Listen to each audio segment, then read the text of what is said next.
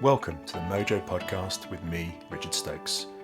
Over the past 2 years, we've been meeting here to hear from some incredible people, brave and fascinating people who have trusted me to share the revealing personal stories of their mojo, high and low, lost and found. Stories of change and transformation from a diverse group of honest guests. It's my honour and pleasure to create this show, to be on a mission to truly understand what mojo means to people. But you know, I really lost my mojo for making this show in the second half of last year after my dear mum passed away. I was full of grief and empty of energy. I knew I didn't have what I needed in my mojo tank to produce the show to the level I want and you appreciate. So I was hesitant about coming back, about contacting guests and having the sort of in-depth focused conversation I like to have. Then I remembered how much joy making this podcast gives me. I remembered the buzz I get before pressing record at the beginning of a conversation. You know, I even remembered the flow state I get into when editing. So I went back to the joy and I got my mojo back.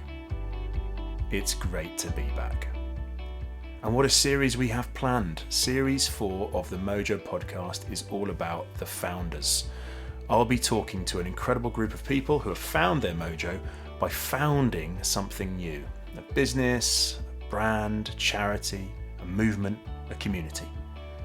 We will shine a light on the approaches, habits and attitudes of these founders and hear key lessons from a wide group of people, some who went alone, some with partners, but all of whom who stepped out of their comfort zone, conquered their fears and realised their true potential.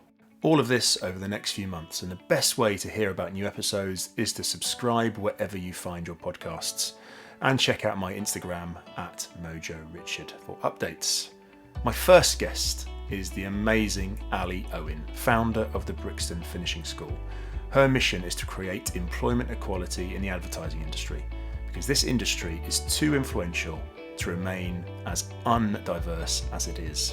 Ali is a proper force of nature.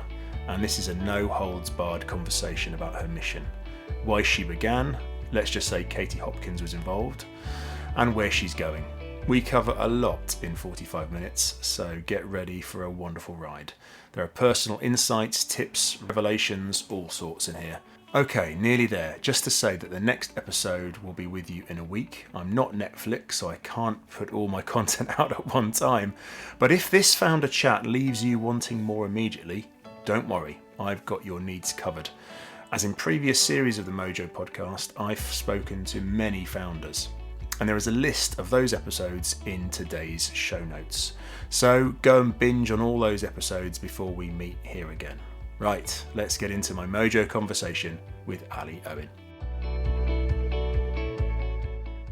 Well, welcome to the Mojo Podcast. It's great to be here, it's great to be back, and it's wonderful to have the incredible Ali Owen as my very first guest of the new series of the Mojo Podcast. Ali, how are you doing?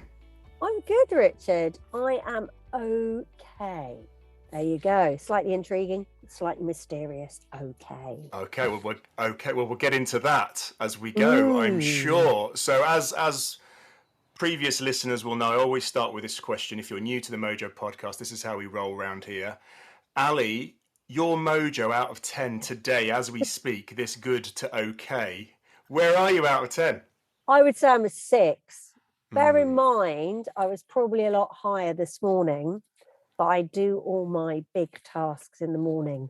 So it's now 3:00 in the afternoon when we're recording this.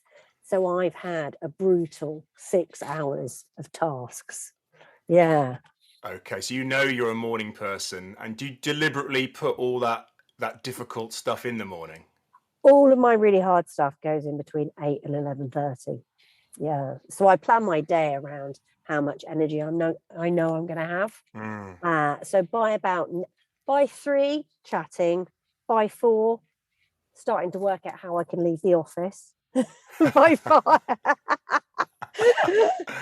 By 5, God forbid, if anybody comes with any really complex demands, my brain will have shut down and will be burning on fire somewhere. But I start quite early. I get up at 6 and I start my days really early. So wow. Okay. pack it in then. Right. So here's the tip: if you're working with Ali or you want to do anything with Ali, go early. Don't go after 5. Yeah, it's like a gremlin. Do you know, like the film The Gremlins, when they got water on them at night, and they went from like being fluffy and happy things into grumpy little monsters? There's something that happens to me around this time, Richard. So you may witness the transformation when my brain has had loads of inputs all morning, and then there comes a point where it just goes, "That's it, no more inputs, Ali," and I just have to kind of go, right, all right then, let's just process something. Well, you know what I'd call that self-care and self-awareness. You know, that's me. I've had a good day, 6 till 3 or whatever it might be. That's a good day for anybody. And now's time to start.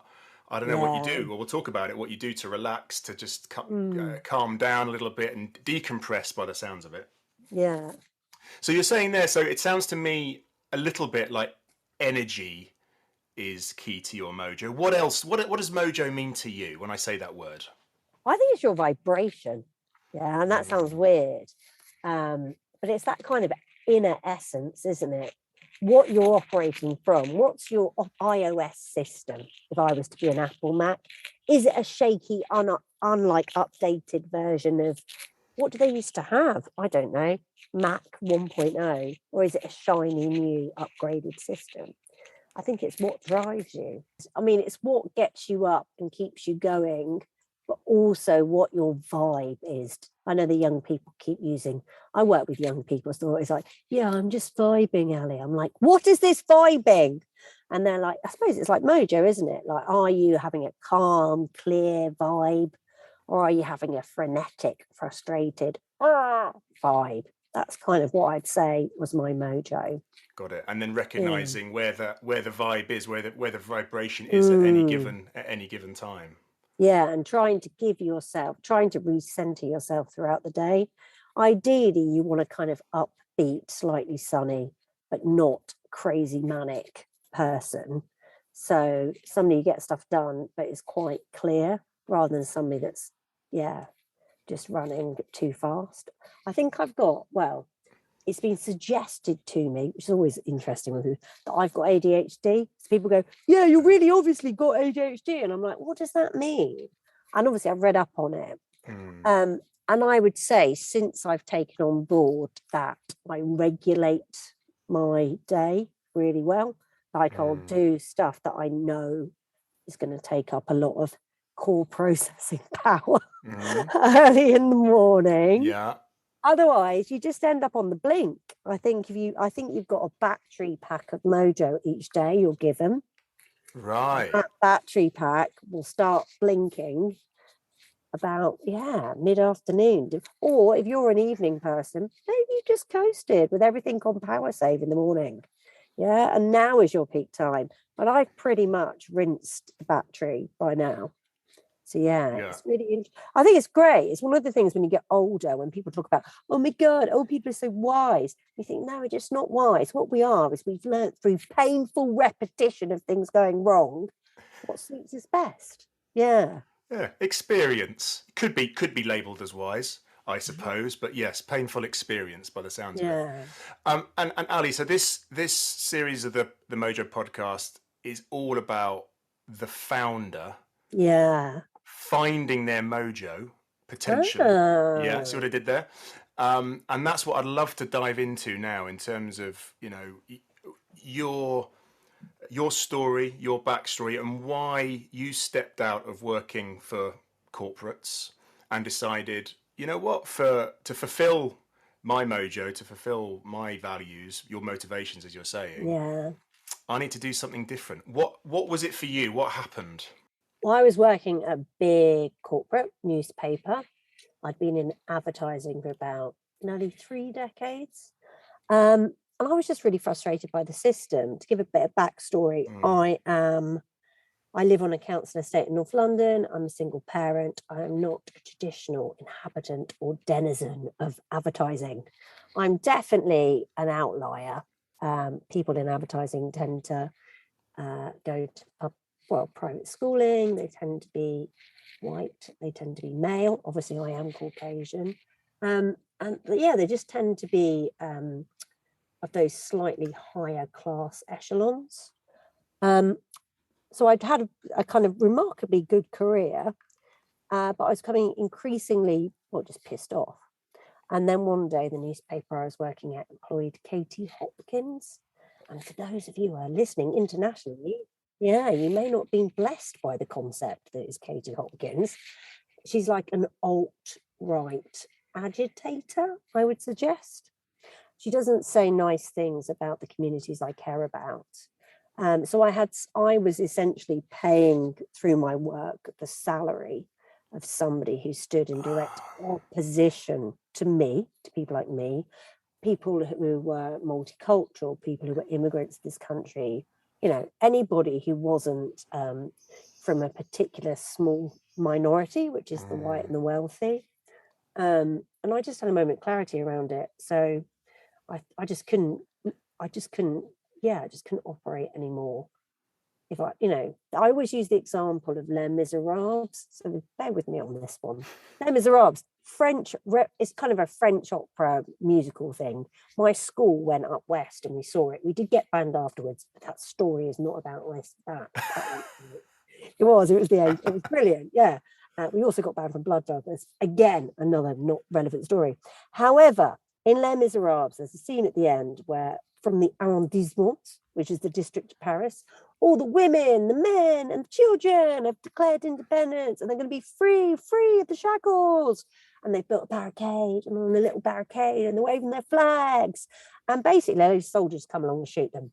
To cut a long story, I should have done, spoiler alert, fight for equality ends badly, shock.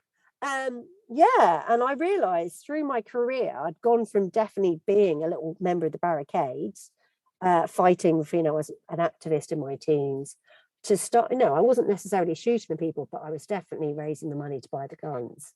In an analogy, I wasn't actually buying weapons. We'll see what I do. So I just couldn't live with that. So I stepped out and I decided to create a project that gave people that weren't Katie Hopkins a voice and a platform to express their views, to be part of our industry, because our industry is incredibly influential. It creates the cultural norms for our society. So things like the first gay kiss, or even the fact that women have escaped the kitchens in some cases.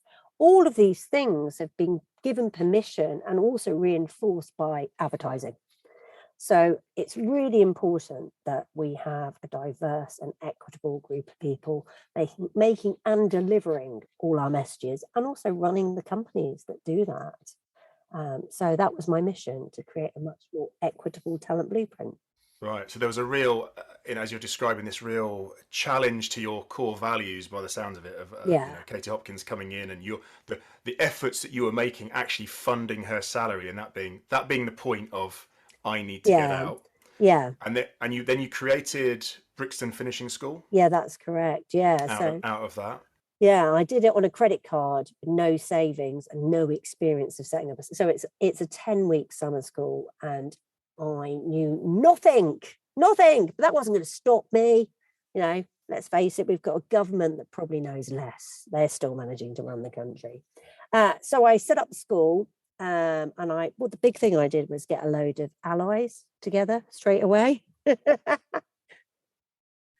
So I initially to fund myself, I set up an agency of my own. And while I was doing that, I kind of created a logo and went round everybody I kind of used to hang out with to ask for some seed funding. And bear in mind, this logo was created by little old me, literally a crayon logo. Imagine that. But I was very passionate, and I managed to sign five quite significant partners. So I signed McCann, Visium, Clear Channel, and a couple of others, which is obviously not These are bad. big players in the advertising space for people who aren't in that area. Yeah. Very big players. And the reason they backed me was because in my career, I didn't rip anybody off, which is very common, apparently. And I'm quite, I think, in the same way, I don't know whether it's my ADHD, but if I say I'm going to do something, I do it. It doesn't occur to me that you wouldn't. And that is quite unusual, it turns out, in business, a lot of businesses. So people willing to invest. It wasn't a lot, it was like £5 here, 10 grand there, but that gave me enough to put on my first summer school in 2018. And everybody from the people who helped me find our first crop of students were, everybody who'd ever worked in media sales phoned up schools for me. Clear Channel did a poster campaign for me. I was coached by the dean of a big ad school in Brixton called Mark Lewis. He gave me free space over the summer. So it kind of came together. It was a real homespun, grassroots, just passion-driven project. Right. And in that the passion for this, I can feel it. It's sort of that burning passion, passion and purpose, two words that often sit together. But it sounds to me like that was absolutely the root of what you were creating here and what drove you. Is that fair? I think, yeah, definitely. Would I be able to do it again? Well, you had to work 7 days a week, a lot of hours a day, for no money for quite a long time. So you had to be really passionate. Yeah, definitely. I would say even now, my job doesn't feel like work. I get up, it doesn't feel like work. I'd probably do this even if I wasn't being paid. Let's face it, frankly, I haven't been paid for quite a lot of my career in this job. So I think it's an addiction. This is my thing. I think when you find what you're really into, it's impossible to not do it. Oh, tell me more about that addiction to what you're doing. Yeah, so I think I'm powerless in front of this. If somebody said to me tomorrow, Ali, here's £1 billion, just stop what you're doing, I'd probably sneak leave. Obviously, I'd take the £1 billion. I'm not stupid. But I'd immediately find a get out clause and start doing it again. Yeah. There'd be some, by that point, I'd be able to afford really good lawyers. But I've thought about this. I can't see myself ever not doing this. So it's it's so closely aligned with my DNA directly. That it doesn't feel, and it's an endless project as well. Let's face it, we're nowhere near employment equity in this country or globally. So, a lifetime is not enough to do the work we need to do. And I'm 50 this year, which terrifies me in a really happy way. I'm like, 10 years before I should really retire. So I'm going to have an active retirement. I'm like, how much can I get done in 10 years? I could be like that Ruth lady who was a judge. She was still doing it in her 80s in America. Do you remember? Ruth Ginsburg? In no way am I comparing myself to somebody as amazing as her. But she was a brilliant example of somebody that really addicted to change. And even on her, when she was dying, she was still holding on, I think, partly to keep, because it was a lifetime position. I kind of feel that's it. I think if you found what you really, really want to do, it's really hard not to do it. That's not to say I don't delegate. I've got a team of 12, but I would have to do something. Otherwise, I'd feel, I don't know, as if I wasn't doing my bit, if that makes sense, towards the change. Yeah, and that it almost sounds like there's an amount of fear is a word that comes up a lot when people are thinking about starting my own thing, moving out of say a corporate role where the salary turns up every month. But from what I'm hearing, your fear is if I don't do this, the implications of me not doing it are so big. So that's got to drive me on. I think that's it. I mean, I'm very fortunate. We have had, we've scaled from Brixton to 4 products now. We're a huge national engine that connects with talent across the UK. So in less than 5 years, we've gone from being a kind of passion project in London with 24 students to, I think our footprint's going to be over 100,000 this year. So it's a huge scale, incredible scale. Yeah, and proper funding, etc. So it's been a massive success. But at the same time, you're dealing with something that's essentially about civil rights. The right to have equity in employment it's a civil right to be treated equally as somebody else based on your talent. So it's not as if really you can take a day off from fighting for people's rights. You can, obviously. We take weekends now. I don't work 7 days a week anymore. But I can't see how that is not part of somebody's lifestyle. You're either in it to help everybody, achieve equality and equity, or you're against it because there's no bystanders are a thing of the past. And on that ceaseless drive, because that's in you, how do you, again, how we sort of started this in terms of talking about your day and how you manage yourself, but you, I don't know, sort of 10, 15 years ago when you were, in that corporate environment and probably doing, I'm guessing, a Monday to Friday, 9 to 5-ish kind of job versus now, how do you, how do you make that work, that difference? Okay, I would say if you're doing something that you love, you'll have 8 times more energy anyway. It's like finally. Right. So imagine you're a petrol car and you put diesel in it by accident, and it's really quite embarrassing when you speak to the AA. Yeah, that's how I view it. It's like all of us are probably, your skills, the scope of your abilities. If you're in a role that is not right for you, you're probably not even aware of your full potential. When you do get the right role, it's something like being able to get the correct fuel in your tank.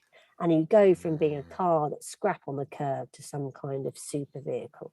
So I think that's the most beautiful thing. You don't know how corporate life is holding you back because it's Stockholm syndrome. There's so many, because I've made up my ideal job out of what I'm good at. Right.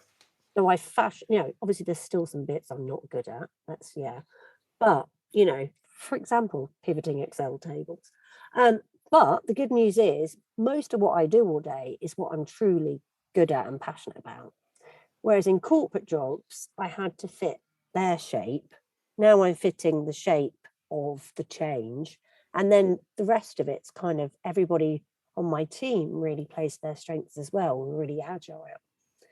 So it's because you're doing things fast, you're doing things in an agile and kind of cooperative manner, rather than doing things that are designed to keep you as a cog within a much bigger piece that serves shareholders. It's very different kind of looks and feels, I think. And so what would you describe, because you're sort of touching on it there, your key strengths, if you like, where your real energy is coming from? What are those? Bringing people together.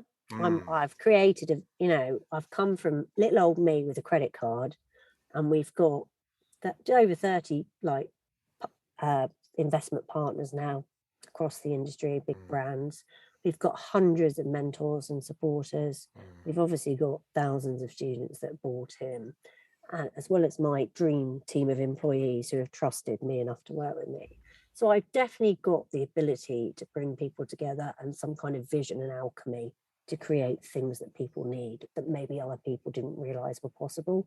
The fact I'm a relentless force of nature helps. Yeah. Now that is a description I have heard of you from literally everyone I speak to about you. Is the force of nature is the sentence that comes out. So what's that? Tell me more about that. What does that feel like? That relentless force of nature. Do you know what? It's just, I know what I'd like to do. I'd love you to do it with me. It's not as if I'm like some kind of mean hurricane. I like to think I'm just a really exciting, blissful summer breeze that everybody wants to kind of fly a kite on, basically. That's what I'd love. But it's kind of, I don't really have fear anymore. Well, I didn't have fear anyway because I had nothing to lose. I was doing it on my own credit card. I mean, obviously I could have lost my house. I had to remortgage at one point. Well, that's significant. That is significant. Yeah, but that kind of back against the wall, you either come out fighting.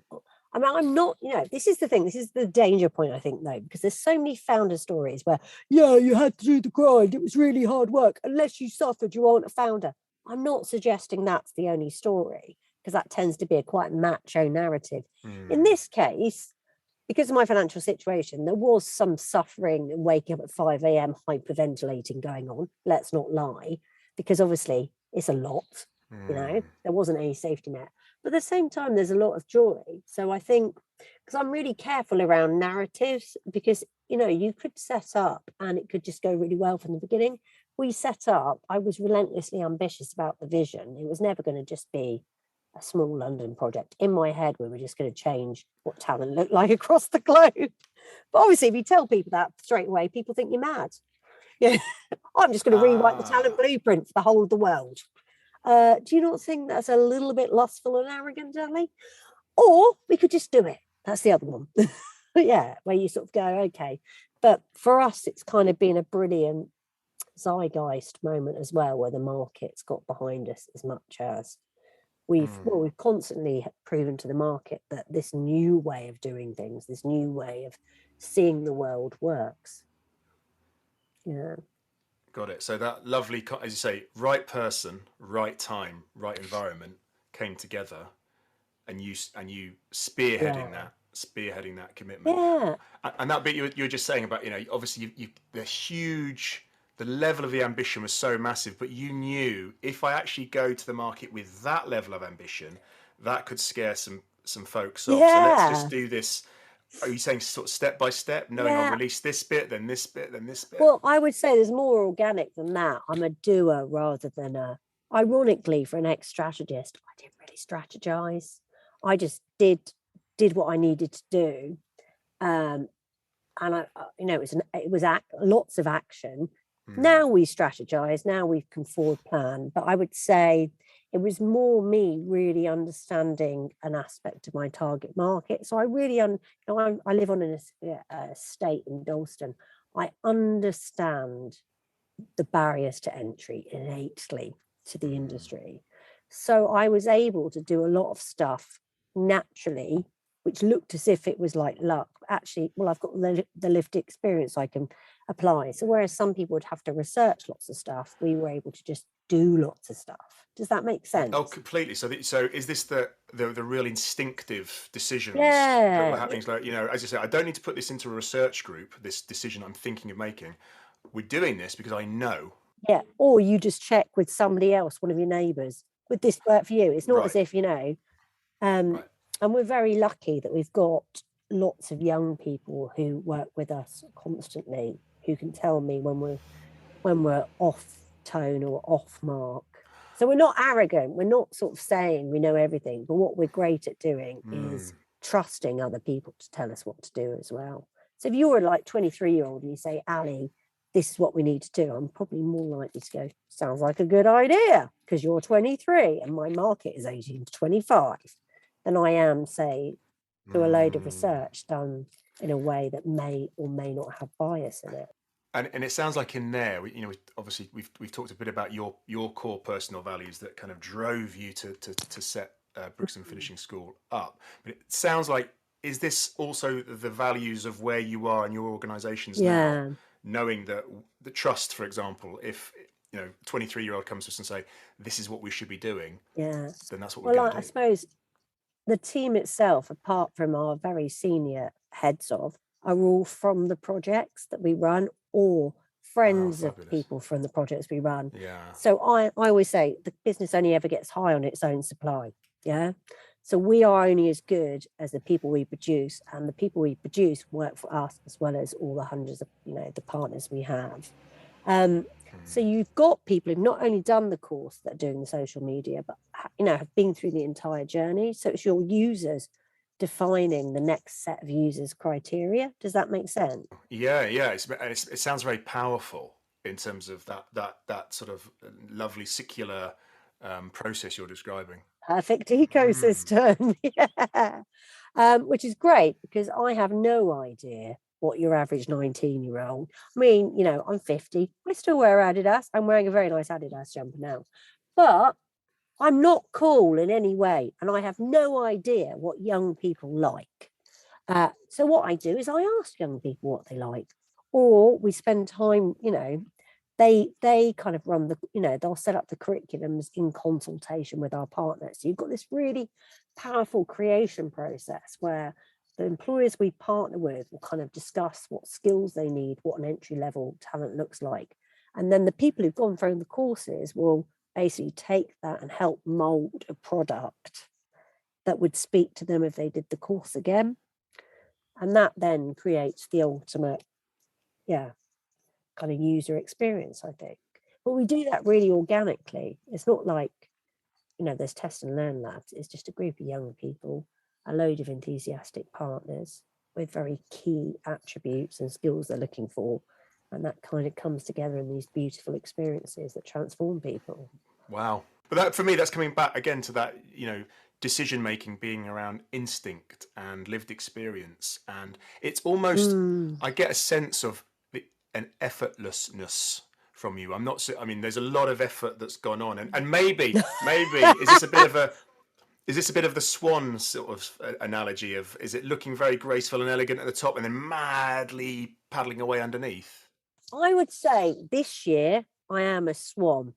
I've also been, I don't know, what's a flailing duck who's having a really bad day at points? I don't know. I would say, because that bit, I don't have to do, if you think about it, one thing I'm really good at doing, I've discovered, is letting things work if they work. Right. So I don't feel the need to tinker with, say, the process of that. Employers, tell me what you need. Young, talent, tell me what you need. Well, okay, then. Well, we know who the bosses are. Our stakeholders rule us. We're here to facilitate it, bring it together. Obviously, we can bring some of our 5 years now worth of experience to the table and wrap it all up. But essentially, it's kind of, the product itself is as egoless as we can make it, if that makes sense. Because actually, it's not about us, it's about those two parties connecting. I mean, it makes sense to me, but it feels very rare. When you said, let things work if they're working, not tinkering. Again, we've both worked in corporate for a very long time. Oh God, yeah. That's what happens. That's what happens. I think though, if you're in an ad agency, no offense to my agency partners, you get paid on time. So obviously you're going to find things. I mean, we're obviously always looking to improve things, but if say, my social media team, for example, my outreach team, really fresh, young team, they can, I'm not going to, obviously I'm going to say, this is some of the architecture of the skills you need, like, for example, MailChimp, etc. But I'm on the content of the young people. I'm not going to say, no, I think you should say it like that to somebody who's under 25.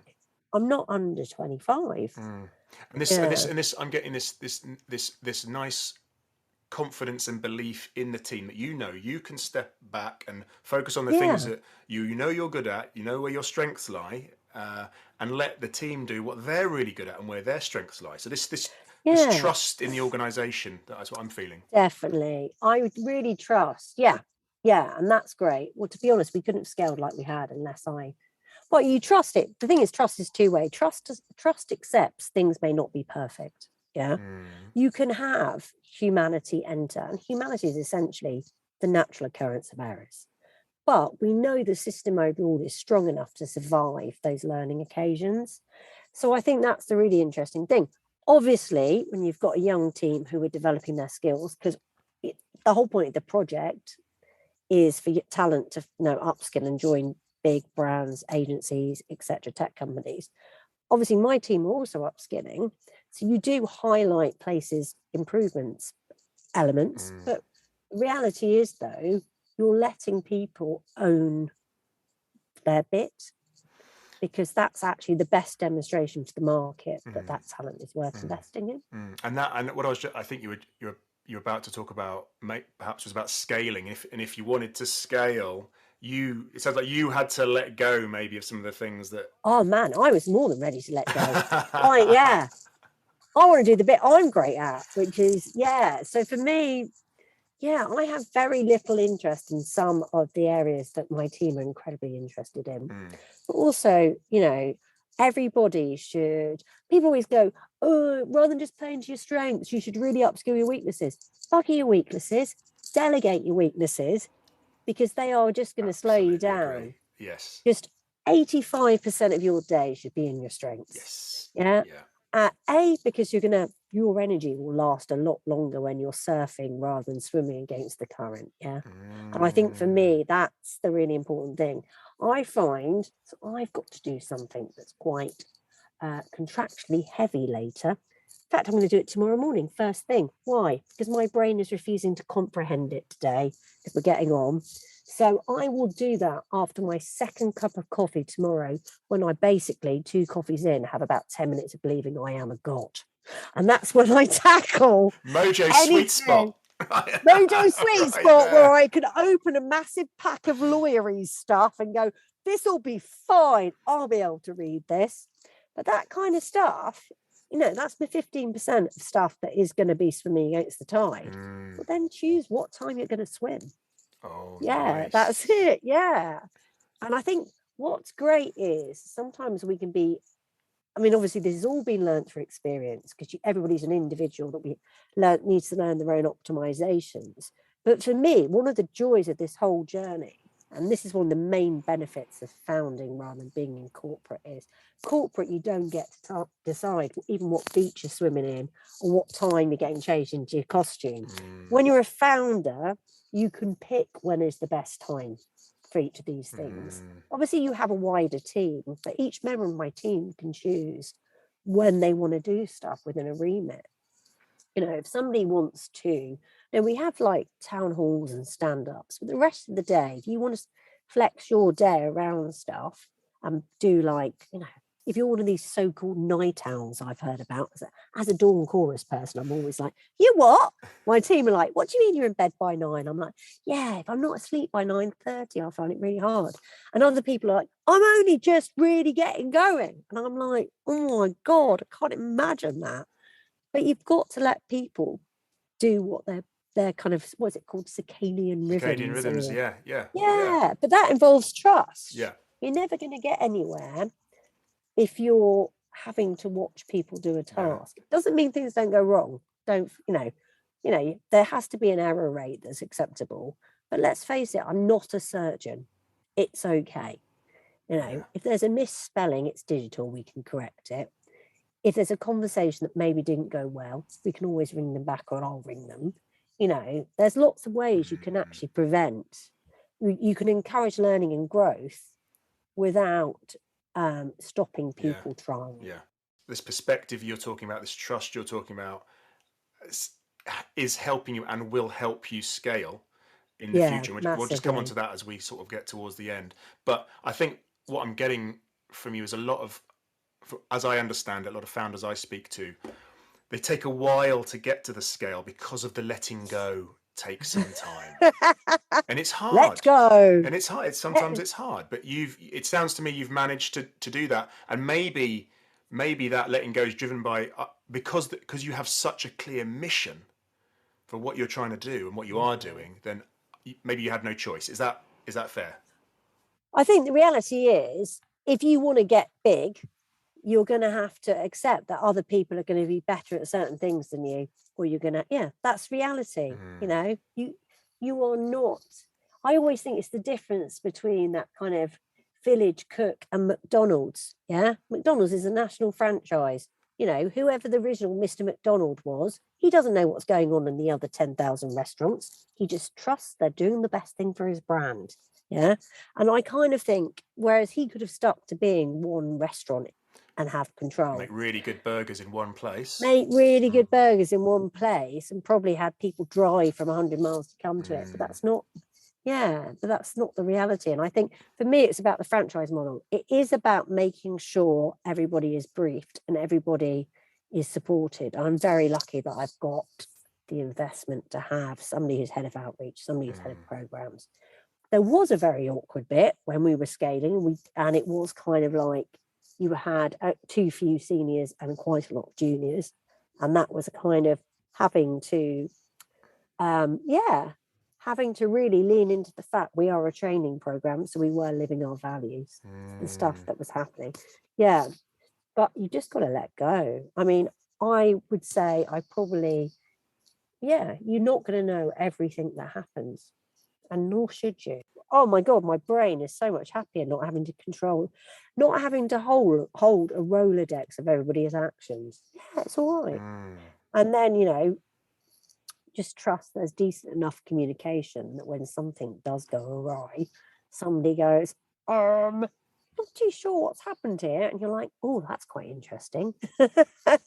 Let's sort that out. Finding a way. Yeah. And on scale and future and the mission, what is next? Because we've got this very clear message from you. It's not about just getting to here. It's about the next, 10, 20 years, however long you want to work for. So we're in the UK at the moment, and we've got 100,000 school children will see this year, age 14 to 19, talk about the industry. We've got a big national virtual school, which is 2,500 young adults, Brixton. And we also launched a really successful project for women over 45, which was a collab called Visible Start. So now we've got this incredible change-making system in place where we connect with talent, imbue them with amazing industry experiences and place them. That can be rolled out across multiple markets and multiple audiences and multiple regions. And then there is the element of not only bringing people into the industry, it's using all our proprietary research from the 5 years worth of people we've placed to create better early years experiences from pioneers from different communities. So it's it's not enough to place them, it's how do you then change the culture so they thrive. So it becomes an end-to-end package. And that's all done. We are merely facilitators of a big industry army that supports us doing that. So yeah, it's a dream job, basically. We've touched on an amount of this, but is there anything else you need to do in your day to get that mojo right? I run my day like I'm a giant toddler, Richard. So essentially, I get up. I have a toddler, so I'm going to pay close attention to this. I get up, I meditate for half an hour. I'm going to sound like some kind of Silicon Valley wanker now. Meditate for half an hour. I always walk to work to give myself a clean brain, and I arrive for everything else. Then at lunchtime, I have to eat regularly, and I have to avoid sugar because I'm unbearable. I have to do some exercise at lunchtime, like a toddler. And then I have to have very limited screen time in the evening, like a toddler. And I have to be in bed like clockwork by 9 p.m. I had a bad night's sleep last night, and I have a team of young people that probably partied this weekend. If I have so much as an uncomfortable pillow now, I'm unbearable for about 48 hours because I'm like, I haven't slept properly. I haven't had 10 hours. It's just ridiculous. There you go. But you know what you need. You know what you need. You know what you need. I am a giant 4-year-old, and I'm all right with that.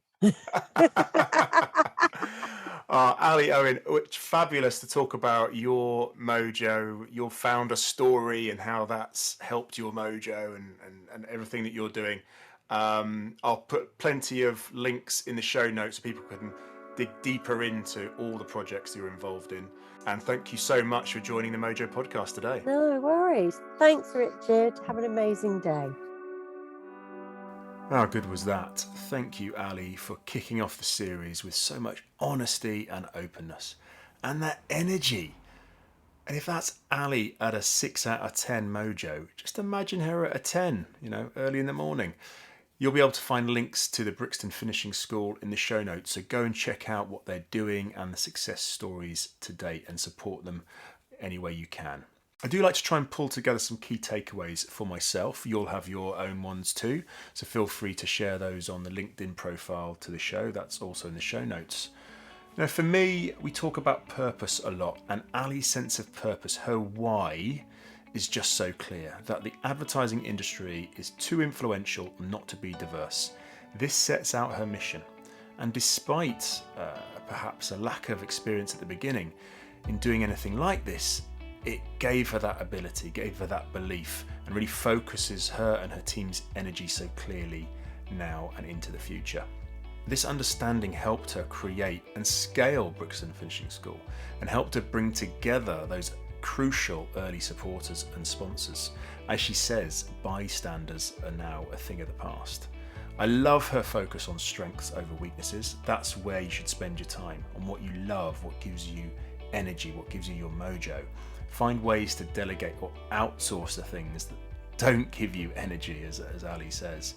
And trusting your instinct, remembering your why when times get tough, and trusting in the people around you.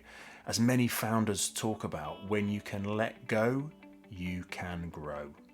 I hope you love this episode. Please help me out and allow more people to discover the Mojo Podcast by writing a short review on Apple Podcasts and leaving a 5-star rating to the show. And a share on social media helps too also. So I'll see you next week. Until then, I hope your mojo continues to flow.